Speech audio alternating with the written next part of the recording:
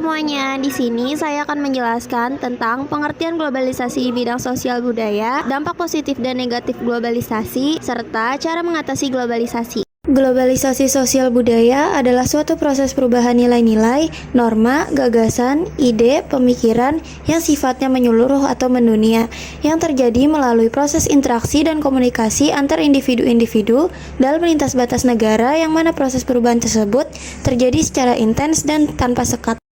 Globalisasi di bidang sosial dan budaya memiliki dampak positif dan dampak negatif.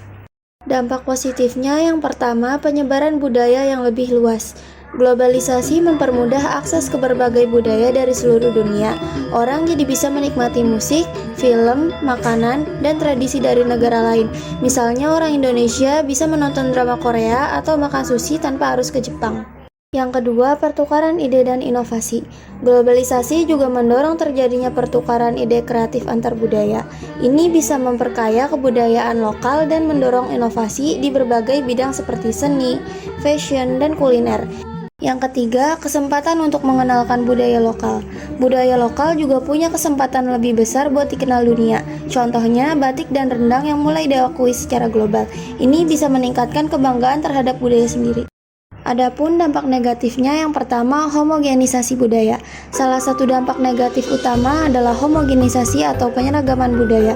Budaya lokal bisa terancam hilang karena adanya budaya yang dominan, seperti budaya barat lebih mendominasi. Misalnya, gaya hidup ala barat seringkali diadopsi ketimbang mempertahankan tradisi lokal. Yang kedua, kehilangan identitas budaya. Karena gempuran budaya asing, ada resiko masyarakat, terutama generasi muda. Mereka lebih mengenal budaya luar ketimbang budaya lokal mereka sendiri. Ini bisa menyebabkan krisis identitas budaya. Yang ketiga, ketimpangan pengaruh budaya. Budaya negara-negara maju cenderung lebih mendominasi, sementara budaya dari negara-negara berkembang kurang mendapatkan sorotan. Ini menciptakan ketimpangan dalam penyebaran budaya global. Selanjutnya, cara mengatasi globalisasi di bidang sosial budaya. Yang pertama, mempromosikan dan melestarikan budaya lokal. Edukasi budaya sejak dini penting buat mengenal budaya lokal ke generasi muda melalui pendidikan formal dan non-formal. Misalnya, memasukkan pelajaran tentang kesenian, bahasa daerah, dan tradisi lokal di sekolah. Selanjutnya, digitalisasi budaya lokal. Mengadaptasi kebudayaan lokal ke platform digital seperti media sosial atau aplikasi bisa membuatnya lebih relevan di era modern dan mudah diakses oleh generasi muda. Yang kedua, meningkatkan kesadaran akan identitas budaya. Seperti kampanye nasionalisme budaya, pemerintah dan komunitas bisa menggalakkan kampanye yang menekankan pentingnya melestarikan budaya lokal sambil tetap terbuka dan pengaruh global.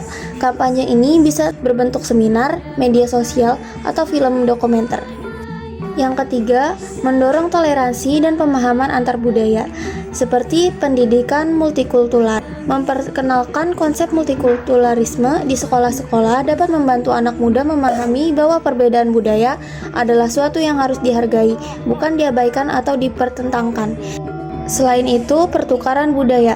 Program pertukaran pelajar atau seniman antar negara bisa memperluas wawasan tentang budaya lain, sekaligus memperkuat budaya lokal karena ada ruang untuk memproklamasikannya.